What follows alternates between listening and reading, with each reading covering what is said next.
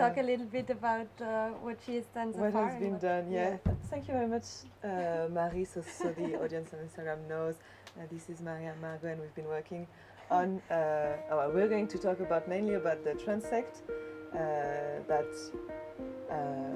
I had been doing together with the other volunteers before me, and we tried to work a little bit on the methodology to make it more useful to more people and also easier maybe to pass on to the new generation of volunteers who are going to come.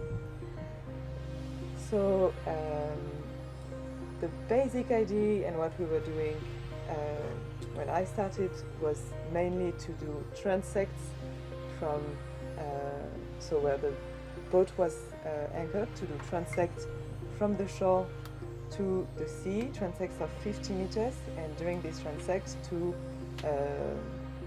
note the moment where the substrate was changing, so from rocks to sand to seagrass usually, and mixed of these three, and each time to note both at what length it was changing and what was the depth at this moment. So we were, basically attaching the line there, following with at least two people, one of them writing the length at which it changed, and holding the line, and the other one diving to get the depth with the power lens camera. And the GPS we were using at first were mainly the GPS from the boat. So there were quite a lot of approximation with this method, for instance about the GPS, and also about where the transect was actually starting and ending.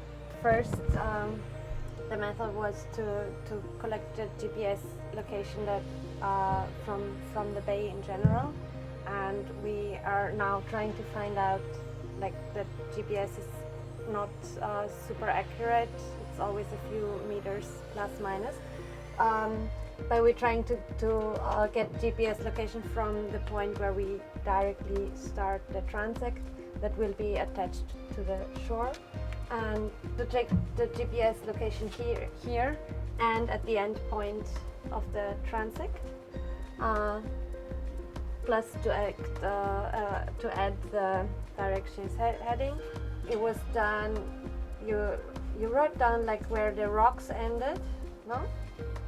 And the sediment changed. Yeah. Like that. Yeah. And at this point, this length was measured plus the depth. And then there were maybe, like, there was bare sand, and then where another habitat started, like seagrass, took another measure. Here, seagrass patch along the transect, then again just bare sand, or then again sand plus here again. So that's basically the data that were collected. What we were thinking about was to say a little more about the whole structure of the transect. So to add the different biosynthesis that are coming up along this transect. For example, you would maybe have bare rocks in the beginning. So you have the sediment that is rocks, but no biosynthesis on it. And then probably you have the sea urchins, and somewhere you have the algae already growing on the rocks. So to write down a bit more about the different biosynthesis that is growing along the transect, to then possibly say more about the whole condition, and to in the end create a map that could be useful for further research. So if there is another research team going to do Posidonia monitoring the way you guys are doing it, to have kind of a basic description of the habitat already. So you don't have to start from zero, but you know, okay, we are going there. You look at the map with all these different parameters that we took already. So this way we thought could be helpful for giving an overview. Plus, if there are no biosynthesis there might be a reason. So if there were any damages, mechanical from anchors or litter, we would also note that. And additionally, if there would be alien species or endangered species along the habitat other than Posidonia, we would also note that.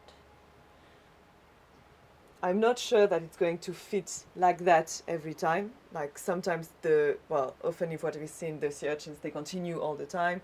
It's sometimes very like super blurry, like super, not blurry, but the frontiers are not always very clear and like, okay, now algae starts, no, and even like algae, what type. And also there is, I think, some practical things that need to be tested. For instance, like how can you really so we have to make a really clear list of the species that we are going to look on these transects, like what alien species do we have to look for. When we think endangered species, like what are we talking about, so that the list is short and it's still feasible for volunteers to really look at it, and so it's not like just people panicking, having to write things while they also have to dive and everything. So, but the general idea is more to give like more conditions both below water, so maybe it would be even just like for the changes of substrate, giving like the key species that are on this substrate, or like these kind of things, to also like relate the what we do for the species identification with the transects. But yeah, to give more condition both below water, so this, and also above water. So yeah, exactly, the weather, the wind. For instance, today there was a lot of currents, so our transect actually got like pushed away. We could see that, so that the people can add that. Also adding, for instance, the time where the transects were taken, which was not the case before. The observer also, so that we can also see if there's a pattern, or like call this person, these kind of things. So yeah, that's. Yeah, and also the currents would, current and wind conditions would maybe explain why there is more or less inhabited sediment in a way.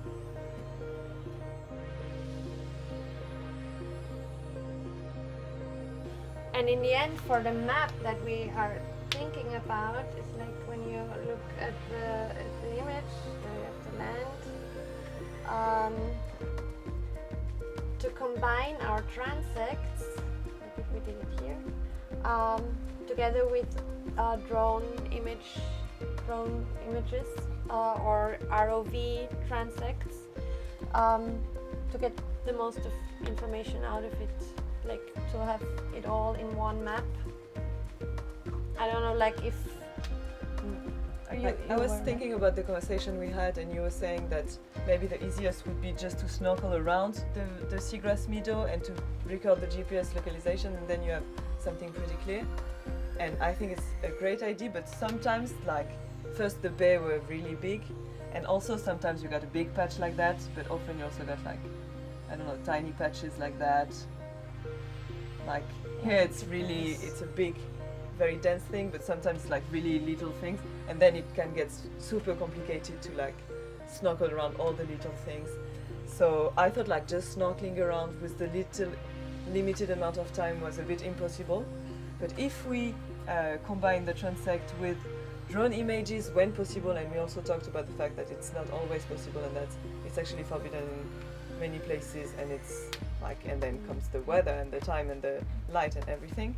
So even combining that with some, sometimes I found some pretty good image on Google Image or on Google Earth. So it's not ideal, but it can also give a good impression of what is there. Like, I don't know, if there's a big seagrass patch and that you do 3 transects there, I mean, then you just say that it's bare rock and sediments, and the Google image could give a good impression about the fact that, okay, you may have chosen these 3 lines, but there is an overview of the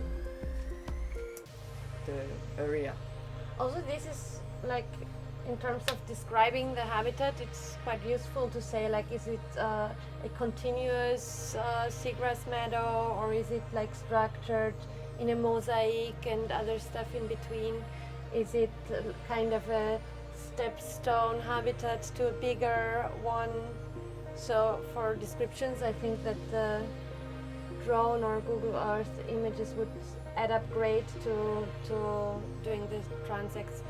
Plus, we could do the transects by looking to the images At before. first, where you want to check, like, if you have also blurry things on So Google not objective Image anymore then, but chosen wisely where to give the best overview of this